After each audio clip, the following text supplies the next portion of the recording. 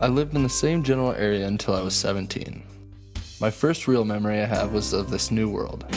It was only a short 45-minute drive away, but it seemed like an eternity. I slowly woke up in the back seat, the sun shining ever so brightly. It took me a few minutes to adjust from my groggy state. I then remembered what today was. It was the first tour of our new property. Excitedly, I sat up, taking everything in.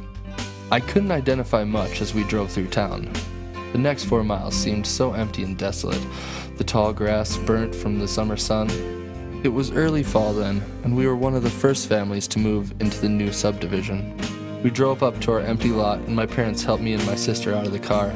My little brother remained in his car seat, still just an infant. "This is it?" I said, looking around.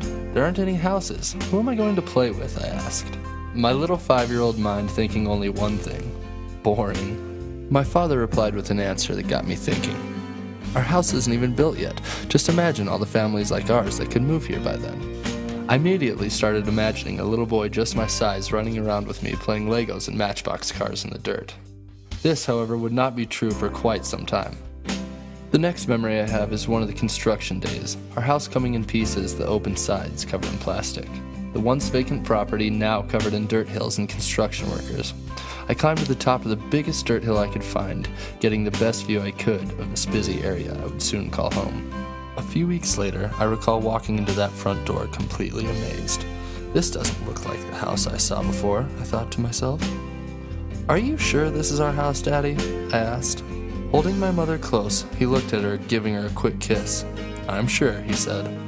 Before long, there was a couple boys my age living right down the road. We would spend hours outside together, playing in the dirt piles or down at the pond catching frogs. Every summer, my dad would get some trees and me and my brother would have to help him plant, slowly landscaping the yard year by year.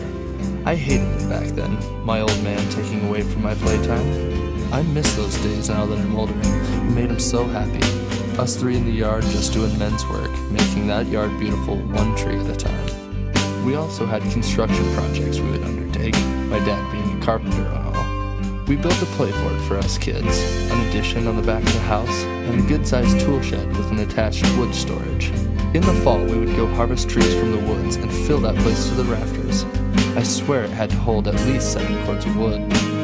Moving away from that place was one of the hardest things I've ever done. All the work my father put into that place, every memory made right there in that yard. My God, I miss it.